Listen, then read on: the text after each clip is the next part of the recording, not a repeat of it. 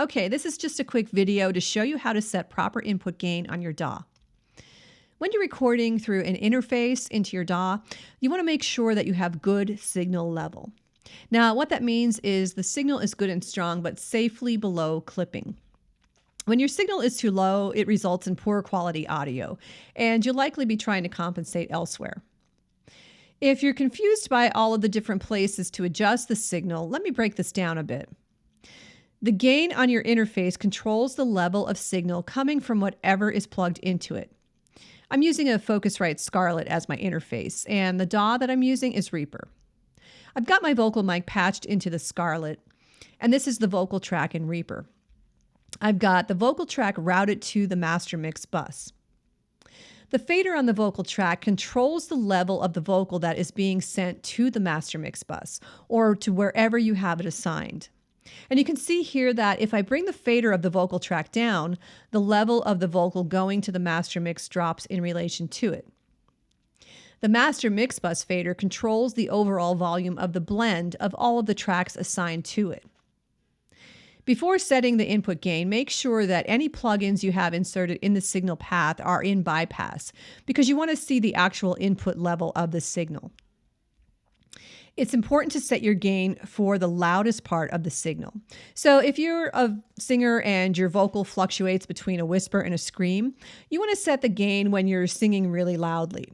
If you set your gain for the quietest part of the signal, then when you start really laying into the vocal, you're going to be clipping your signal.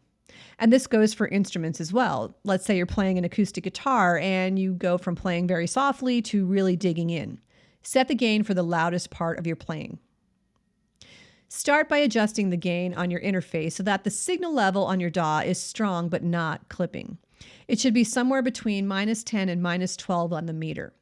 Now, if the DAW that you're using has a green, yellow, red meter, you want to be hitting just into the yellow.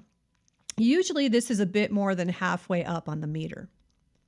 When the gain is set too high, you'll see the signal light up red. And depending on the DAW that you're using, it might be slightly different, but there will be some way of notifying you that you're clipping.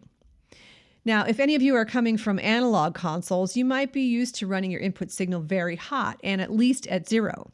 But 0 on analog and 0 on digital are very different. 0 on digital is usually clipping. And clipping is something that you never want to see because it introduces distortion and it sounds terrible. And you don't want any of that in your mix. If the gain is set too low, you'll end up trying to boost the volume of the signal somewhere else in the signal path by adding EQ or a compressor or, any number of plugins, but that can produce unwanted effects. Now, if you're not seeing signal level into your track, make sure that the track is record enabled. One last thing. Input gain is not what you use to set the blend of your mix. You use the faders on the tracks to adjust the blend between the tracks.